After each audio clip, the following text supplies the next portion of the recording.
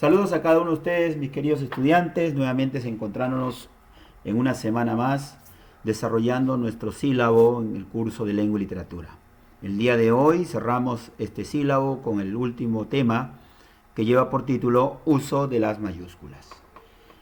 ¿De qué trata este tema que seguramente nos va a ampliar nuevas ideas sobre un tema que es recurrente y necesario para poder desarrollar bien nuestro uso de la redacción, el uso de las mayúsculas? Partiendo por el concepto mayúscula. ¿Qué es la mayúscula? Primero entendamos que la letra mayúscula es aquella que se diferencia de otra que se denomina minúscula, ¿no? Esto más que todo por el tema del tamaño, ¿no? Implica de que la letra mayúscula tiene un tamaño mayor. En cambio, la minúscula, su nombre lo indica, es pues de un tamaño menor. Aquí podemos ver la referencia de lo que significa la forma de uno en comparación al otro. Muy conocido por todos, porque desde que aprendemos las primeras letras nos enseñan a distinguir esta diferencia tan notoria. También debemos tomar en cuenta que la mayúscula tiene un uso determinado y esto se va a dar por especificaciones dadas en unas llamadas reglas ortográficas. Estas reglas ortográficas las van a normar, ¿no?, la conocida institución Real Academia Española, que es la que regula el uso no solamente de las mayúsculas, sino del vocabulario en general de nuestra lengua castellana o española. Vamos a conocer estas reglas. Tengamos en cuenta que para conocerlas debemos considerar que hay una serie de formas o situaciones en las que se utilizan. Y en este caso vamos a tomar en cuenta aquellas que tienen un uso mayor recurrente o mayor recurrencia. Veamos a continuación. Primero debemos distinguir como primera situación cuando se emplean los signos de puntuación.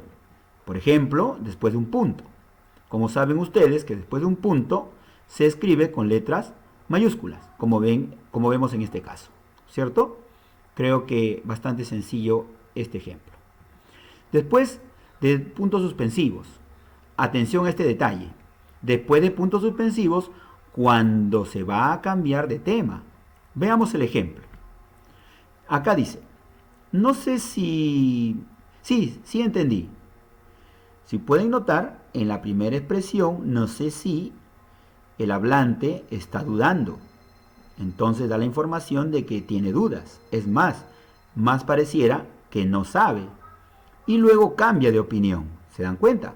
He ahí la diferencia. Los puntos suspensivos dan a entender adicionalmente como un dato que les voy a agregar. Los puntos suspensivos cortan intempestivamente una expresión dejándola en suspenso. He ahí el por qué se llame suspensivo. Y noten ustedes que luego da a entender el hablante que ha cambiado de opinión. Es decir, se ha desdicho. Pero veamos a continuación, para entenderlo mejor, este otro ejemplo. Noten ustedes qué dice el hablante aquí. No sé si entendí. Vemos de que por un momento ha dudado, pero vemos que a continuación no ha cambiado la idea. No sé si entendí.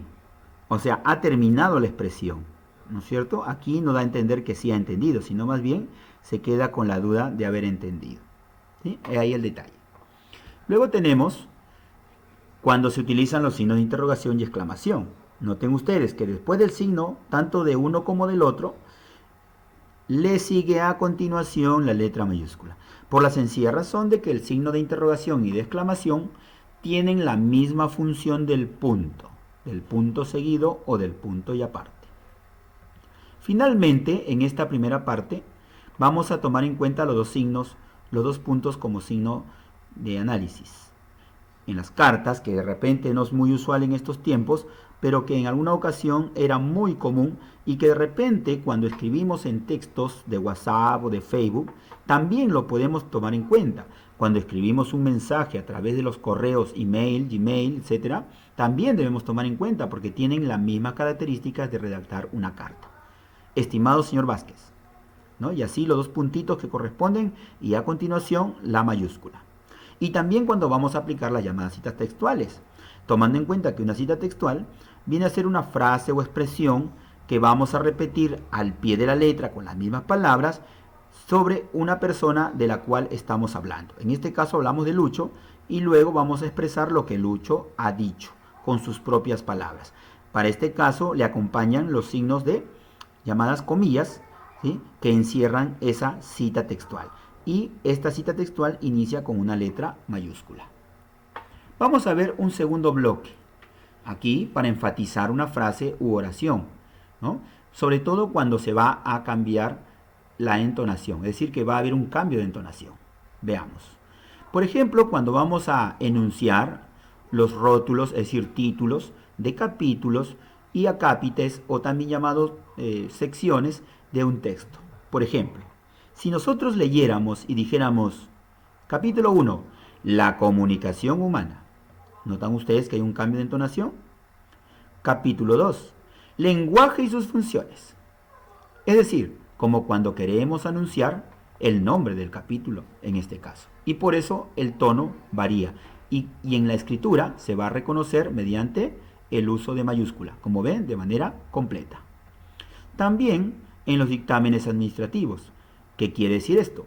Cuando se redactan diferentes textos de uso administrativo, de uso judicial, de uso oficial en determinadas, digamos, trámites administrativos, trámites burocráticos. Por ejemplo, cuando se enuncia una resolución, por ejemplo, del ministerio, del presidente o del Palacio Legislativo. El texto, en su parte usual, utiliza esta expresión. De conformidad con lo dispuesto, se resuelve. Noten ustedes cómo se enfatiza allí, ¿no? Se resuelve, y por eso se escribe con letras mayúsculas. Y luego viene lo que se resuelve, es decir, lo que se decide. Artículo 1, aprobar la directiva sanitaria, etc.